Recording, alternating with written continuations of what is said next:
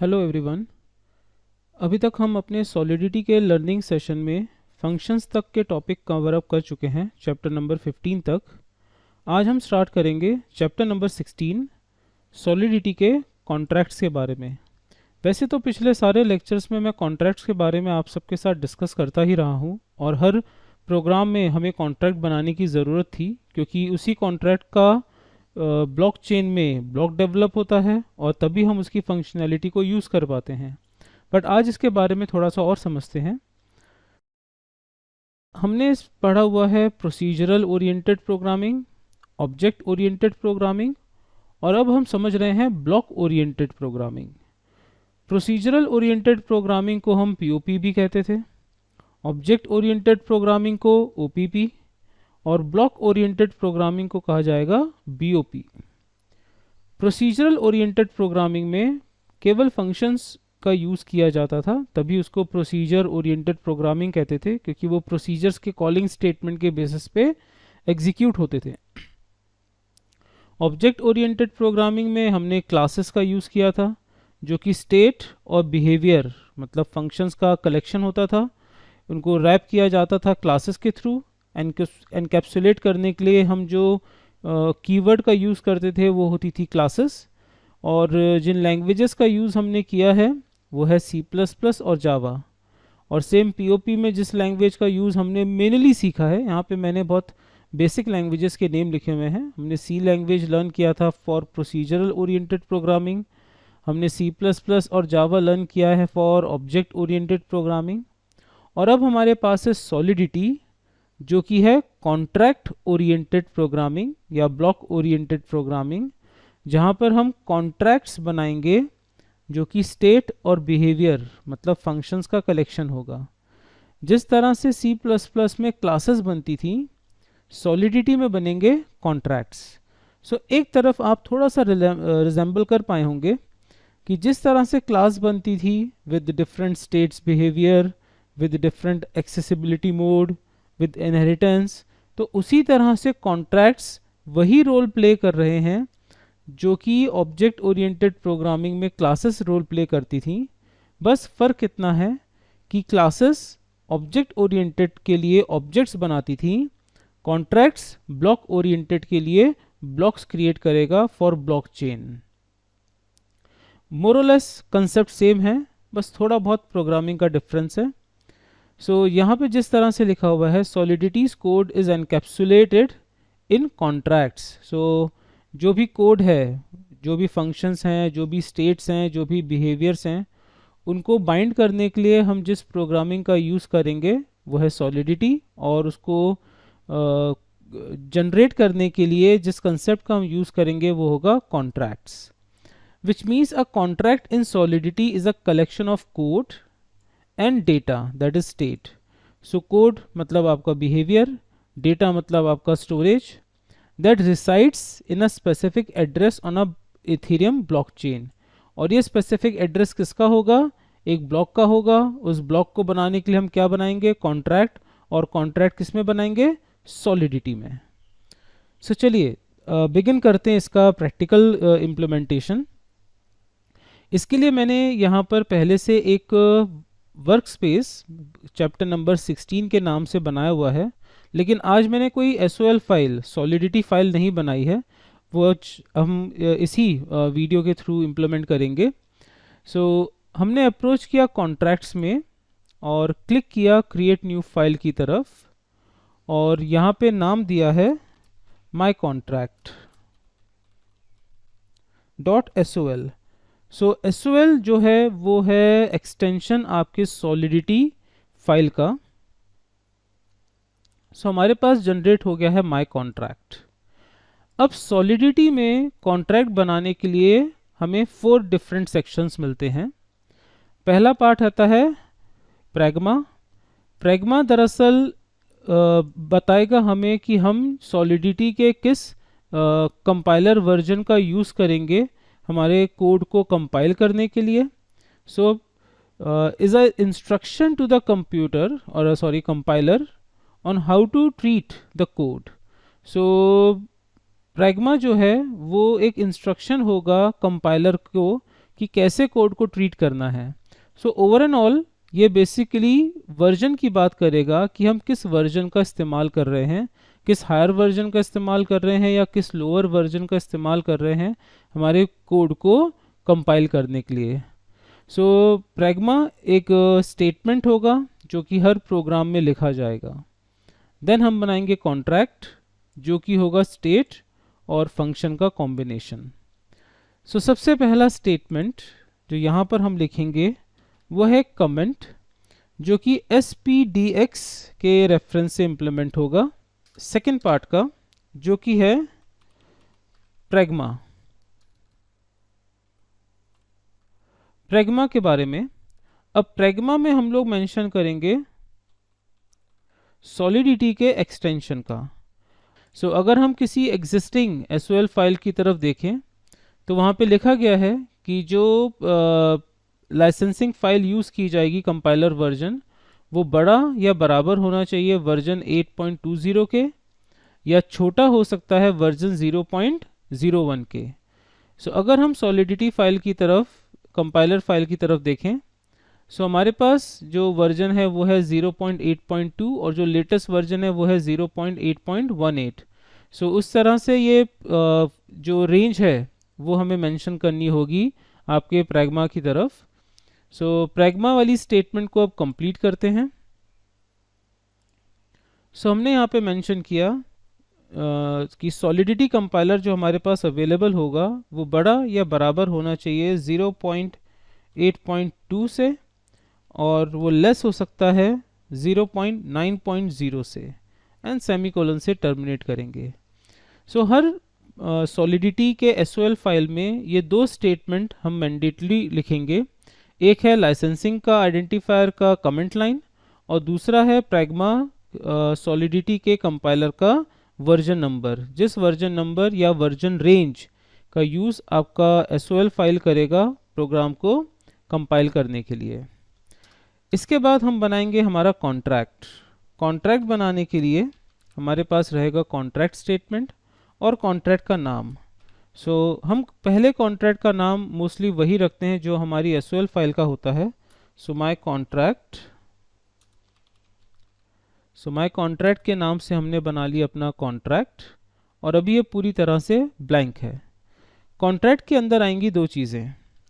सो उसके पहले सबसे पहली स्टेटमेंट थी, first part is a pragma, second part था कॉन्ट्रैक्ट बनाना, थर्ड पार्ट है स्टेट डिफाइन करना, और फोर्थ पार्ट है फंक्शन डिज़ाइन करना। सो ये 4 मैंडेट स्टेटमेंट से आपका कॉन्ट्रैक्ट बन के रेडी होता है। आपका pragma statement, contract, state variable and functionality.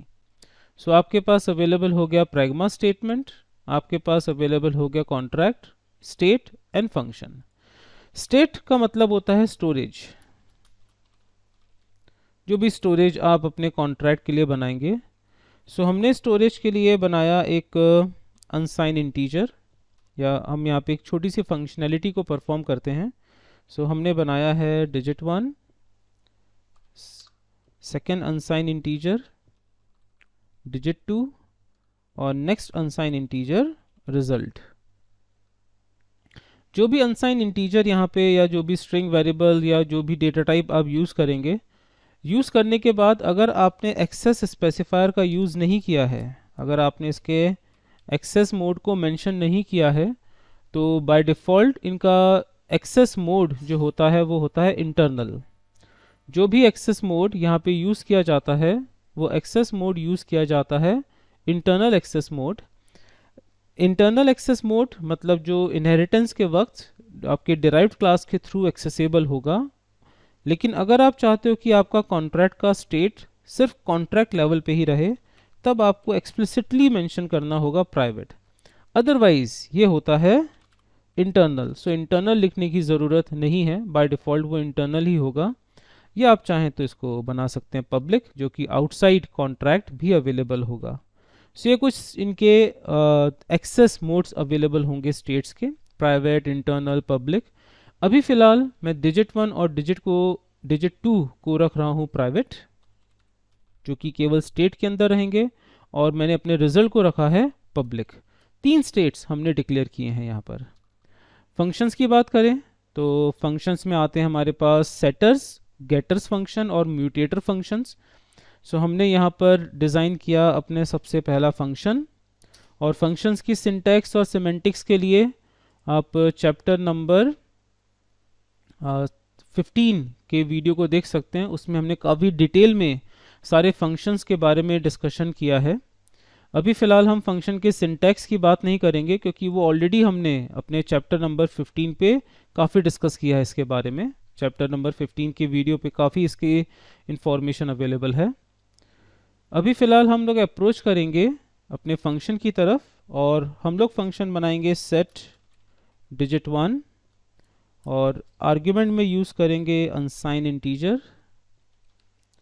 जो कि अनसाइन इंटीजर जो कि होगा अंडरस्कोर वैल्यू, और ये एक पब्लिक फंक्शन होगा ताकि हम इसकी वैल्यू को आउटसाइड ब्लॉक के थ्रू इनिशलाइज करवा सकें।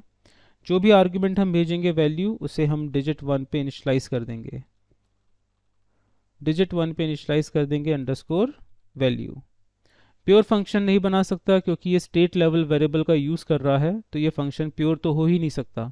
इनकेस अगर मैं यहाँ पे जाके लिख दूँ प्योर, सो एक्सेप्शन जनरेट होगा, क्योंकि डिजिट 1 आपका स्टेट लेवल वेरिएबल है और यहाँ पर डिजिट 1 को इनिशलाइज किया जा रहा है, तो इनिशलाइज होने की वजह से कभी प्योर नहीं बन सकता।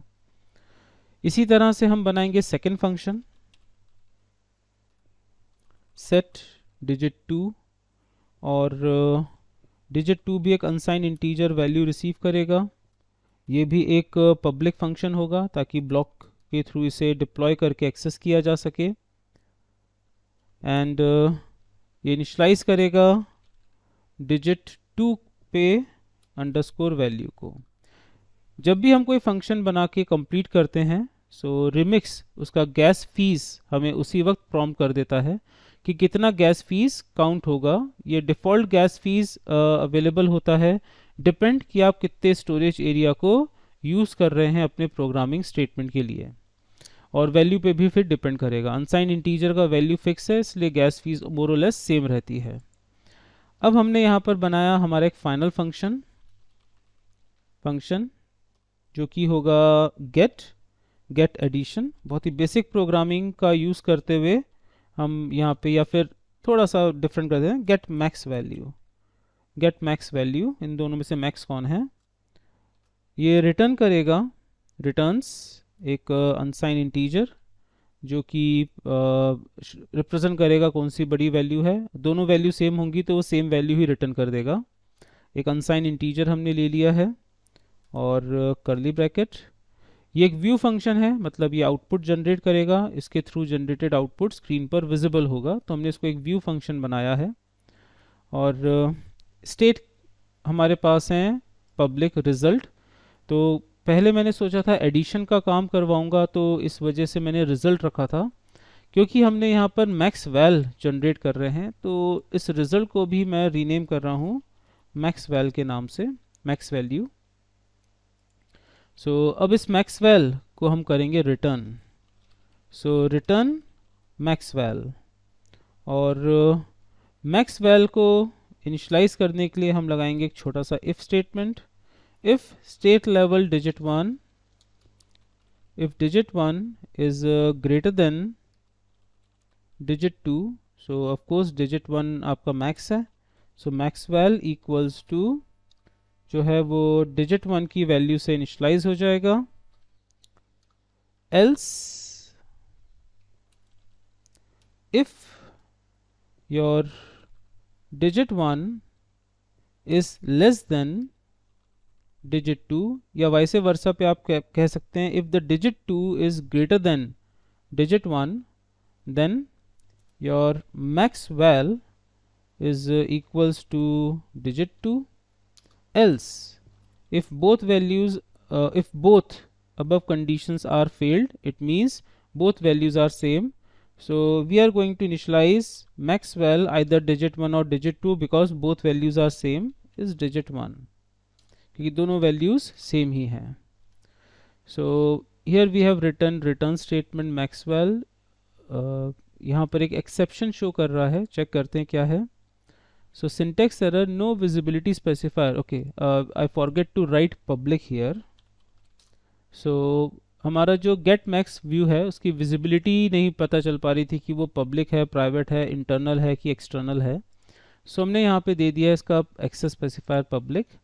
नाउ मैक्सवेल जो है वो कह रहे हैं can not declare as a view because, okay, क्योंकि मैक्सवेल जो है वो स्टेट लेवल वेरिएबल है, तो हम इसको व्यू फंक्शन नहीं बना सकते हैं क्योंकि ये आपके स्टेट को चेंज कर रहा है। सो इसके यहाँ से व्यू हटाना होगा हमें क्योंकि स्टेट वैल्यू को चेंज कर रहा है। आपका स्टेट वैल्यू मैक्सवेल यहाँ से चेंज हो रहा था, तो हमने व्यू का एक्सेस जो इसका म्यूटेटर था उसको हमने रिमूव कर दिया है। तो इस तरह से हमारे पास है सॉलिडिटी का वर्जन, हमने डिज़ाइन किया कॉन्ट्रैक्ट, हमारे पास थे कुछ स्टेट्स और हमारे पास हैं कुछ इंटरनल फंक्शंस। दो पब्लिक फंक्शन है सेट डिजिट 1, सेट डिजिट 2 और एक गेट फंक्शन है जो कि रिटर्न करेगा मैक्स वैल्यू को। इस तरह से प्रोग्राम और कॉन्ट्रैक्ट का बेसिक लेआउट स्ट्रक्चर हमारा कंप्लीट हुआ। अब हम जाते हैं ब्लॉक की तरफ और इसे अपने डिप्लॉय करते हैं इसके ब्लॉक को ब्लॉक चेन पे। सो हमने क्लिक किया डिप्लॉय, हमने एक्सपेंड किया अपना डिप्लॉयड वर्जन। सो हमारे पास है डिजिट 1 सेट करने के लिए फंक्शन, डिजिट 2 सेट करने के लिए फंक्शन, गेट मैक्स से वैल्यू को मैक्स पता लगाने के लिए और मैक्सवेल की वैल्यू को व्यू करने के लिए, क्योंकि मैक्सवेल एक पब्लिक स्टेट था इस वजह से हम उसकी वैल्यू को डायरेक्ट भी व्यू कर सकते हैं। क्योंकि कॉन्ट्रैक्ट आपको देता है बाय डिफ़ॉल्ट गार्बेज कलेक्शन, हमें कॉन्ट्रैक्ट प्रोवाइड करवाता है डिफ़ॉल्ट गार्बेज कलेक्शन। सो अगर मैक्सवेल को क्लिक करूंगा तो उसकी डिफ़ॉल्ट वैल्यू है 0। डिजिट 1 हमने इनिशलाइज किया 10, सेट डिजिट, डिजिट 2 पे इनिशलाइज किया मे बी 8, सेट डिजिट 2, हमने गेट किया मैक्सवेल और देखते हैं मैक्सवेल की वैल्यू क्या है। सो इट्स 10, क्योंकि दोनों में से बड़ी वैल्यू थी 10, सो मैक्सवेल पे 10 आ गया।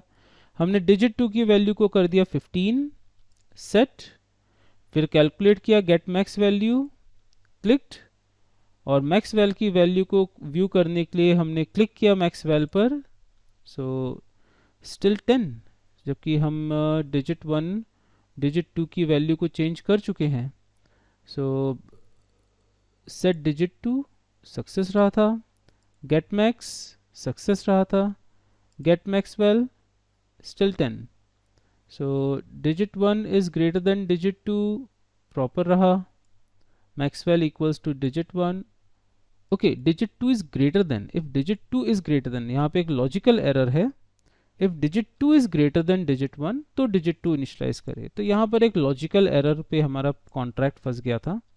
चलिए इसको क्लोज करते हैं और रीडिप्लॉय करते हैं। दोबारा डिप्लॉय किया हमने। सो हमने लिखा यहाँ पर 10, सेट, फिर 8, set, get max value and Maxwell, so 10 exactly. अब हमने किया इसको 15, set digit 2, get Maxwell and Maxwell, so इस बार आ गया 15। अब हमने सेकेंड डिजिट को भी फर्स्ट डिजिट को भी कर दिया 15, बोथ वैल्यूज आर सेम, तो एल्स में वो किसी भी एक की वैल्यू को मैक्सवेल पे इनिशियलाइज कर देगा। सेट डिजिट 1, अब डिजिट 1 डिजिट 2 दोनों 15 है, get Maxwell and Maxwell, so same 15। तो इस तरह से कुछ हमारा फर्स्ट कॉन्ट्रैक्ट इम्प्लीमेंट हुआ विद बेसिक स्ट्रक्चर, जहाँ पर है हमारे पास स्टेट, हमारे पास है फंक्शन बॉडी, हमारे पास है कॉन्ट्रैक्ट और हमारे पास है सॉलिडिटी का वर्जन प्रैग्मा के थ्रू।